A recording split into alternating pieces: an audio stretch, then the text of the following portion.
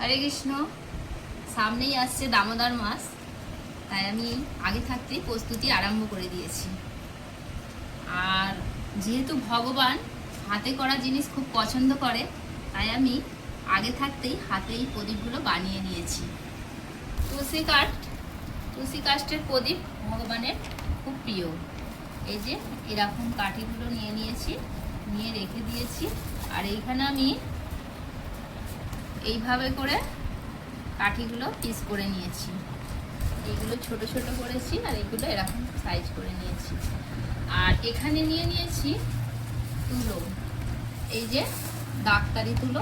এই তুলোয় ভালো প্রদীপ হয়।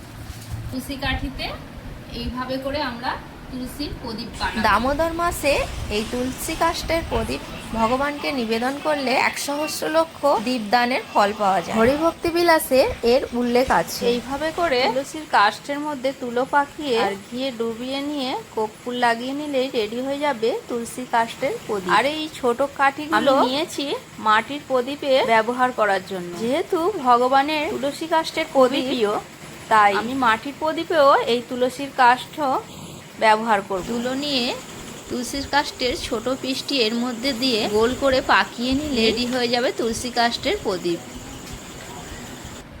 আপনারাও 7ই অক্টোবর থেকে ভগবান শ্রী দামোদরকে এইভাবে করে প্রদীপ বানিয়ে অবশ্যই দেখাবেন। ভিডিওটা ভালো লেগে থাকলে লাইক, কমেন্ট এবং বন্ধুদের সাথে শেয়ার করে দেবেন। হরে কৃষ্ণ।